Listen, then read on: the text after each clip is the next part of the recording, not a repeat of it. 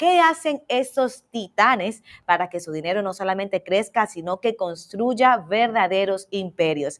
Natalia, cuéntanos qué hay detrás de la estrategia de inversión de estos gigantes y cómo podemos nosotros aprender de ellas.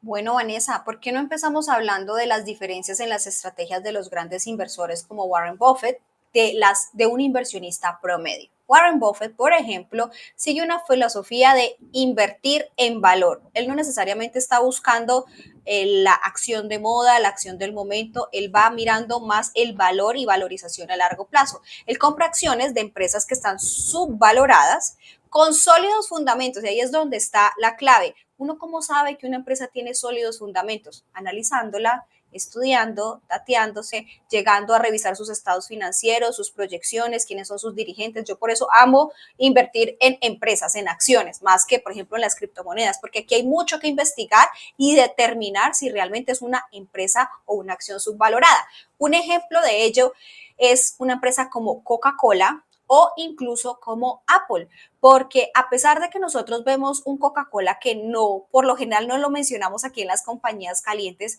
es una empresa estable en el largo plazo. De hecho, el último trimestre del año tuvo pérdidas, pero todos sabemos lo que es Coca-Cola, o sea, la marca Coca-Cola como tal, y si uno mira sus desempeños anuales, el último año pudo haber sido un 13%, y ni hablar de cómo ha sido su desempeño desde que inició. Entonces, como él invierte a largo plazo en empresas que son, llamémoslo así, baratas para el nivel de proyección que tienen, ahí es donde él encuentra su estrategia. A diferencia de un inversor promedio que no, un inversor promedio que hace, busca cuál es la acción del momento, cuál es la acción de moda, qué es lo que está mencionando el mercado, a veces sin mucho análisis, sin mucho estudio, y realmente no está y tiene que confiar, ¿cierto?, en el potencial de eso a largo plazo sin mayor análisis, sin mayor detenimiento. Entonces, uno de los, llamémoslos así, beneficios y que nosotros tenemos que ver qué hacen los millonarios de hoy en día para imitar. Si yo voy a invertir, ¿qué está haciendo Warren Buffett? Y por eso cada vez que Warren Buffett vende acciones de una de sus empresas, compra acciones de un sector, eso empieza a mover como las antenas de los inversionistas, porque dicen, wow, este señor si va a empezar a hacer esa jugada es porque sabe lo que está haciendo, entonces sigámoslo. Y hablando de ello, porque hay un hombre hoy en día que tiene como los ojos de la mayoría de las personas aquí en los Estados Unidos, pero así, fijados en él. Se trata de Elon Musk, que siempre está en titulares. Natalia, ¿cómo maneja él sus inversiones? Bueno, el caso de Elon Musk es interesante porque además de ser un empresario, él sí es un inversionista agresivo. A Musk le encanta reinvertir sus ganancias en proyectos que son disruptivos, como ya sabemos, los mismos que él ha creado. Tesla, SpaceX y ahora Neuralink. O sea, él es disruptivo, pero mira que él es el mismo que lo hace. O sea, él confía en lo que él está viendo en el mercado y lo que él está realizando.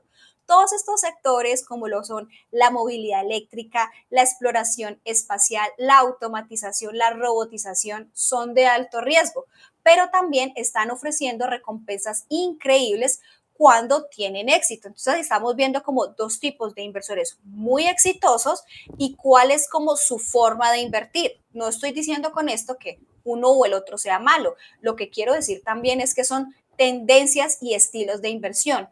Algo que siempre es importante tener en cuenta y lo vamos a ver más adelante es que todos diversifican, no se quedan en la misma inversión o en un solo tipo de inversión. Natalia, ahora hablemos de Jeff Bezos, el que sabemos, este hombre que construyó Amazon. Pero coméntanos, ¿cómo él invierte más allá de su propia empresa? Yo admiro a Jeff Bezos, hace poco leía algo de él, te comparto, Vanessa, antes de responder tu pregunta, de que él ha sido disruptivo en saber a quién escucha, porque mira que hace muchos años atrás, cuando él todavía no había fundado Amazon, él hablaba, cuentan que él salió a dar una vuelta con uno de sus jefes cuando él trabajaba, era empleado en una empresa, y le comentó, oye, mi sueño es empezar a que las personas puedan tener mayor acceso, más fácil acceso a sus libros. Y él le dijo, el jefe le respondió, eso es una buena estrategia para alguien que no tiene un buen empleo. ¿Qué le quiso decir? Eso no es para usted porque usted tiene un buen empleo. Menos mal Jeff Bezos no le puso cuidado y no le hizo caso al jefe y sabemos lo que tiene hoy. Así que Bezos es conocido por diversificar su fortuna, también por ser un hombre de visión, llamémoslo así. Ha invertido también en el sector aeroespacial con Blue Origin, en bienes raíces de lujo y también en startups como Airbnb y Uber en sus etapas bastante iniciales. Esto muestra que él está atento a las tendencias emergentes, a los negocios de alto potencial de escalabilidad y, como dije anteriormente, a diversificar, porque ninguno de estos inversores se conocen por tener todos los huevos en la misma canasta. Natalia, ¿hay algún tipo de industrias que están como atrayendo más a los millonarios el día de hoy? Bueno, en su estrategia de diversificación que tienen, alguna vez leía, Vanessa, un informe de, ni siquiera era un fondo de inversiones, no, es una empresa que se dedica a inversiones en terrenos, en propiedad inmobiliaria, y hablaba de cuáles eran las tendencias de estos millonarios y ellos por lo general invierten la mayor parte, creo que era como un 28%, en temas de acciones de empresas yo no quiero decir agresivas, pero de alta volatilidad.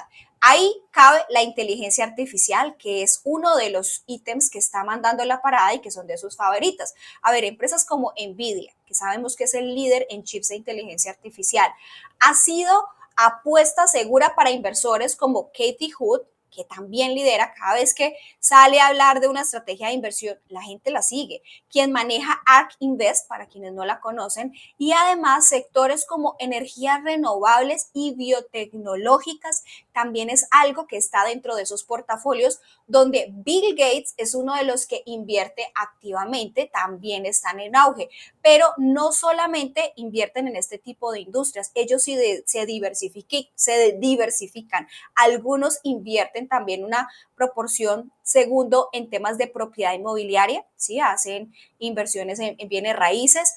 Otros tienen también yo recuerdo que en ese informe hablaba de que en sus fortunas un 5% lo hacían en bienes de lujo, llámese un cuadro, llámese una obra de arte de gran valor, más o menos un 5% de esa cartera, y un 2%, curiosamente, vamos a ver cómo cambia eso con la llegada de Donald Trump, en criptos. O sea, ellos sí invierten en criptos, pero no lo hacían a gran escala. Lo que más reconocían es que era llamémoslo así, una estrategia bien conservadora allí.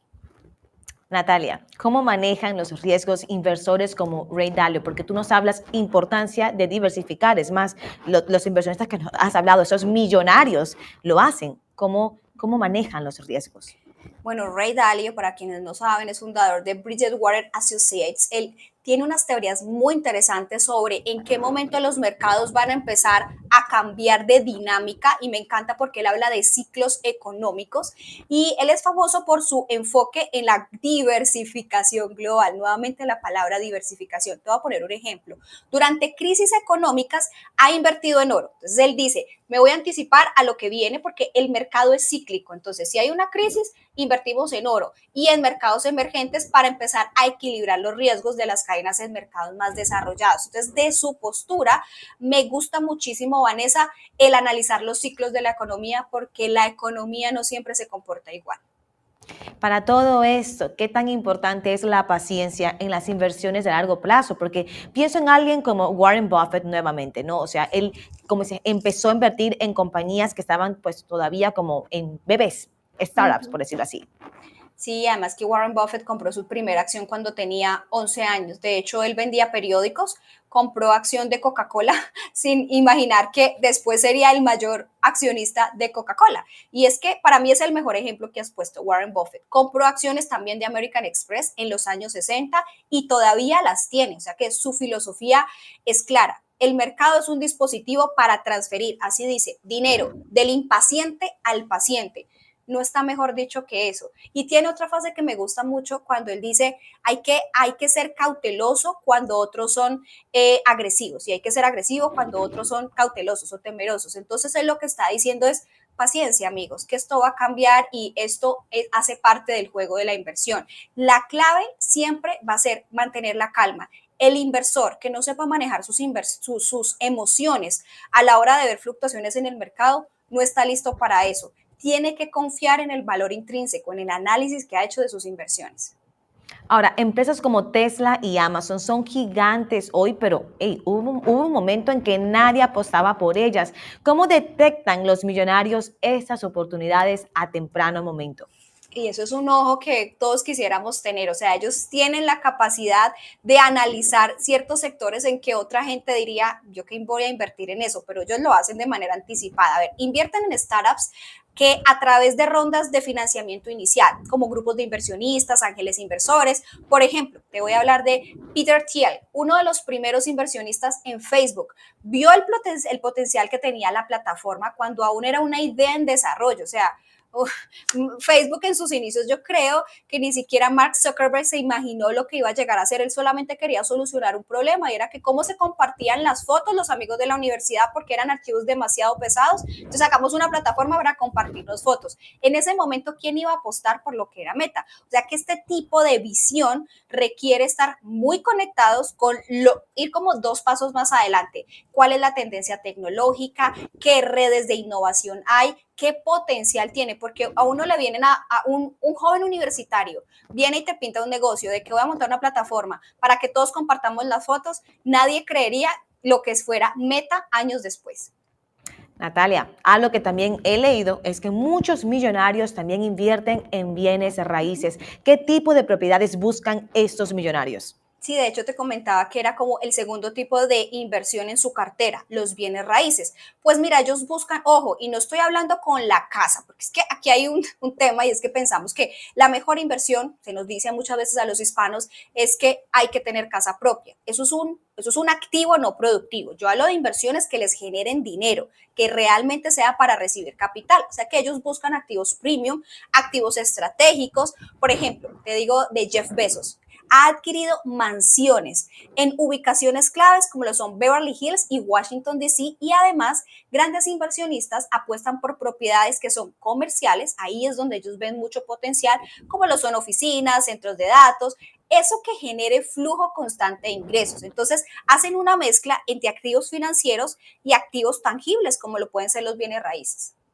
Ahora, vamos a hablar del tema que, de hecho, también lo nombramos aquí, las criptomonedas como el Bitcoin, que también son populares. Ahora, ¿qué opinan los grandes inversores acerca de eso? Sabemos que algunos están pro lo que es cripto, pero ¿qué opinan los demás grandes inversores?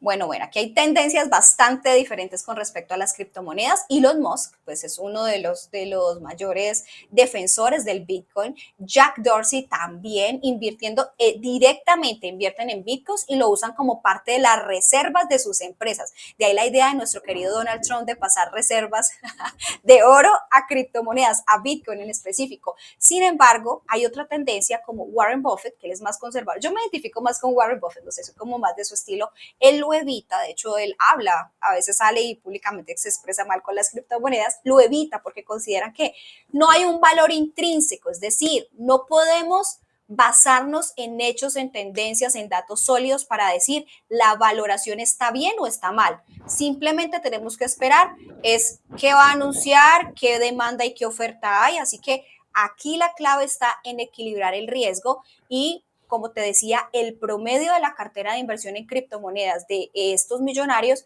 es del 2% hasta que se hizo el estudio. El estudio fue hecho a mediados del año 2023, o sea que ya debió haber actualizado bastante porque creo que esa cartera en criptomonedas ha crecido últimamente. ¿Por qué?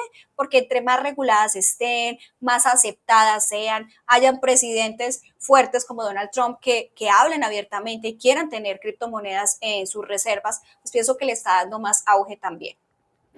Natalia, ahora vamos a hablar para quienes quieren comenzar, aquellos que en este momento se sienten como inspirados, ¿no? Pero también están buscando estrategias porque en este momento no tienen ese millón en el bolsillo, pero quieren llegar a ello. ¿Qué consejo le pudieras dar en este momento? Yo siempre hablo de un concepto que me parece importante, modelado intencional. Tú puedes modelar lo que hacen las personas que lo hacen mejor que tú, así no sea a la misma escala. Entonces, uno aprende del ejemplo de estos gigantes y sigue la filosofía. Por ejemplo, si usted es un inversor más conservador, se identifica más con la filosofía de Warren Buffett de invertir en valor o de diversificar, como hablábamos de Ray Dalio, que a él le gusta estudiar las tendencias de los ciclos económicos, existen herramientas accesibles. Usted no tiene los millones millones de dólares para comprar acciones de unas o de 10 compañías, pero sí puede empezar por medio de un ETF a través de plataformas digitales, a través de una cuenta de inversión. Verifique que sea seguro, verifique que tenga garantías, pero que le permita empezar a invertir en sectores como es la tecnología. Incluso hay ETFs que siguen las criptomonedas y con poco capital usted puede empezar a tener su cartera diversificada.